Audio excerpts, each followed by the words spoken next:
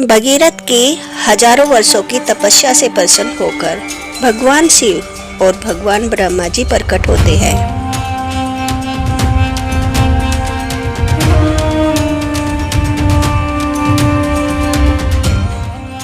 कहो भगीरथ, क्या इच्छा है तुम्हारी? हे प्रभु, कपिल मुनि के श्राप से मेरे 60,000 वंशजों की चिता जल गई थी और उन्हें अभी तक मुक्ति प्राप्त नहीं हुई है। कृपा करके आप उन्हें मुक्ति दिलाए। अवश्य भगीरथ, मैं अभी तुम्हारे वंशजों को मुक्ति देता हूँ। रुकिए ब्रह्मदेव, आप अभी इनके वंशजों को तो मुक्ति दिलवा देंगे, लेकिन आगे आने वाली पीढ़ियों का क्या होगा? अब उस लीला का समय आ चुका है जिससे युगों युगों तक भटकती हुई आत्माओं को शांति मिलेगी। अवश्य महादेव, अब देवी गंगा के पृथ्वी पर प्रस्थान का समय आ गया है। और तभी ब्रह्मा जी के कमंडल से देवी गंगा प्रकट होती है। प्रणाम ब्रह्मदेव, प्रणाम महादेव। हे देवी गंगा, आप श्री हरि के पाद नख से आपकी उत्पत्ति हुई है। इस सृष्टि में आप जितना पवित्र कोई नहीं है। अब समय आ चुका है आपकी पवित्रता पृथ्वी लोक के प्राणियों के लिए भी फलदायी हो।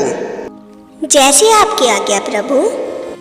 हे देवी गंगा, मैं आपको स्वर्ग लोक से एक नदी के रूप में छोड़ दूंगा। वहां से आपका अवतरण आपके पिता हिमालय पर्वत के ऊपर होगा।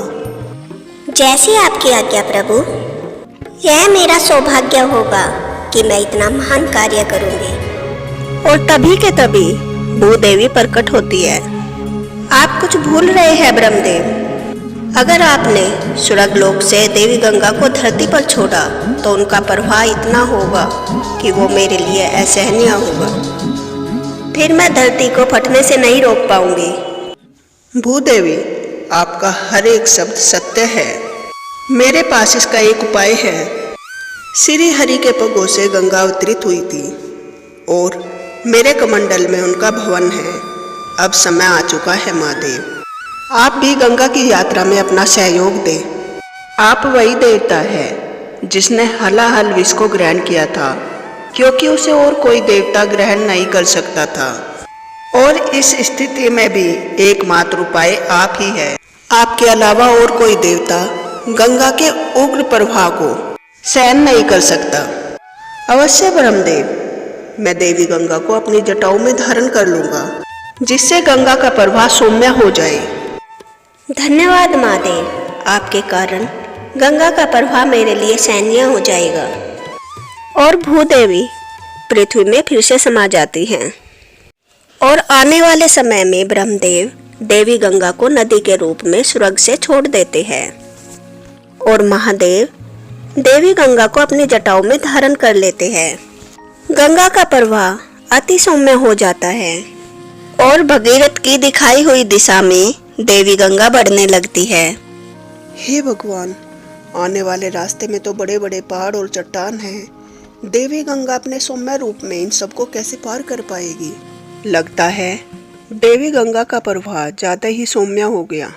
उस समय माता पार्वती कैलाश पर्वत पर महादेव के लिए भांग का लेप तैयार कर रही थी।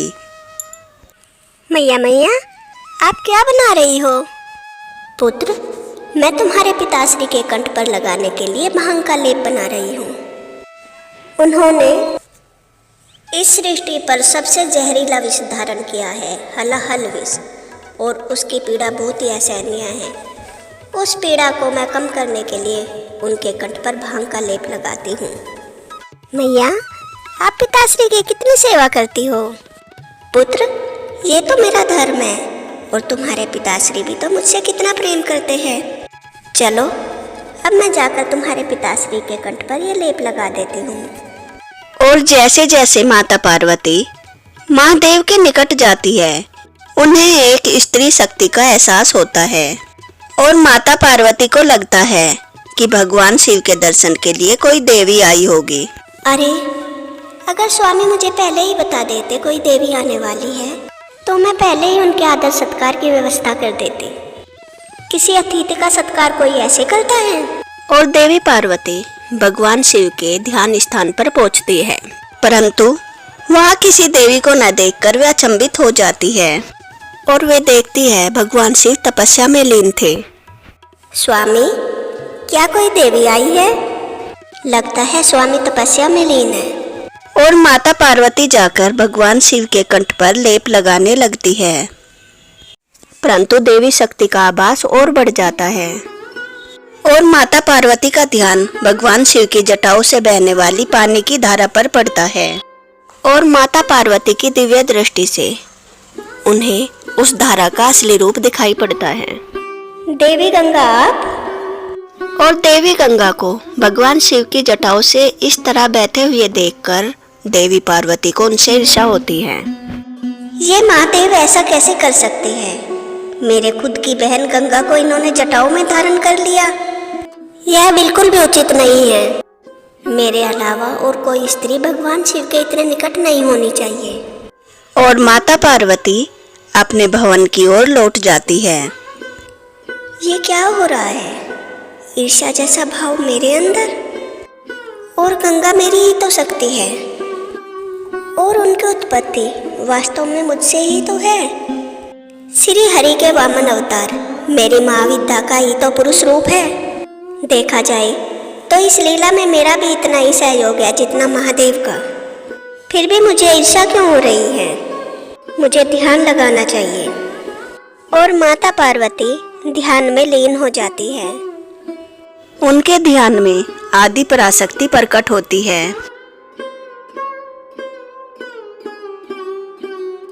उमा, माँ आप? तुम विचलित क्यों हो पुत्री? माँ, मेरे अंदर ईर्ष्या जैसे भाव क्यों उत्पन्न हो रहे हैं? मैं तो एक देवी हूँ, मेरे अंदर ऐसे भाव उत्पन्न नहीं होने चाहिए। उमा, तुम विचलित मत हो। तुम्हारी ईर्ष्या भी वास्तव में बहुत महत्वपूर्ण है। अभी गंगा उत्पत्ति की यह लीला पूर्ण नहीं हुई है। उसका आखिरी चरण तुम्हारी ईर्ष्या से ही पूरा होगा पुत्री। जैसी आपकी आज्ञा माँ।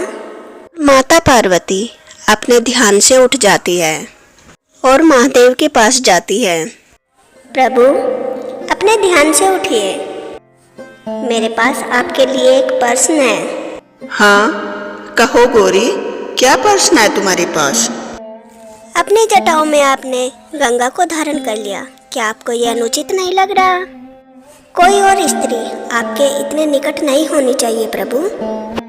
गौरी, ये सब तो भगीरथ और भूदेवी के कल्याण के लिए ही है। इसमें मेरा खुद का कोई स्वार्थ नहीं है। प्रभु, मेरा सवाल यह नहीं है। आपने गंगा को अपनी जटाओं में धारण करने से पहले ये नहीं सोचा कि आप विवाहित हैं? और कोई देवता भी तो गंगा को अपनी जटाओं में धारण कर सकता था। गौरी, तुम कैसी बातें कर रही हो? तुम अपने होश में तो हो? मैं होश में हूँ। आपने तो मुझे अवगत भी नहीं कराया कि आप गंगा को धारण करने वाले हैं। आपने इतना बड़ा निर्णय ले लिया और आपने इसके बारे में मुझे बताया भी नहीं। और माता पार्वती के अंदर की उग्रता बढ़ने लगती है और तभी के तभी देवी पार्वती का क्रोध एक स्त्री का रूप ले लेता है और वह स्त्री थी जाह्नवी देवी। जाह्नवी, अपनी उग्रता के साथ गंगा में मिल जाओ। गंगा के प्रवाह को उग्र कर दो, जैसी आपकी आज्ञा माता।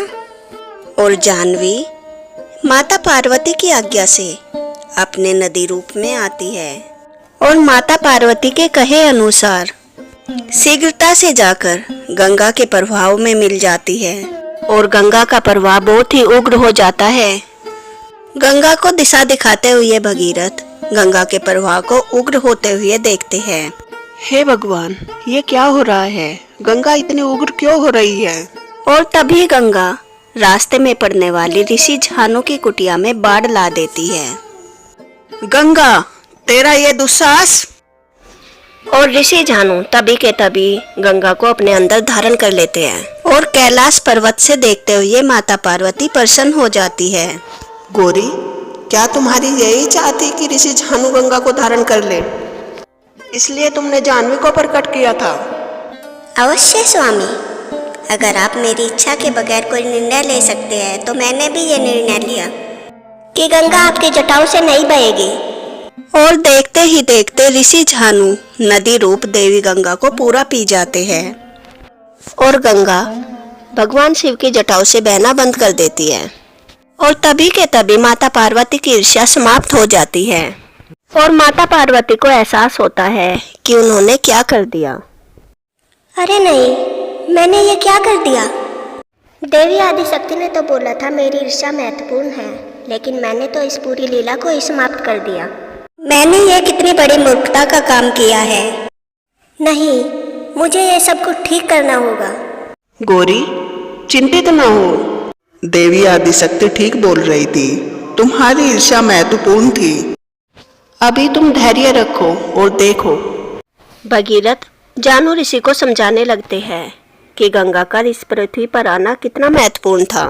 हे जानु ऋषि, देवी गंगा मेरे 60,000 वंशजों को मुक्ति दिलाने वाली थी। आप कृपा करें और गंगा को मुक्त करें। अच्छा, मैं इतने महान कार्य में दुविधा नहीं बन सकता। मुझे क्षमा करें।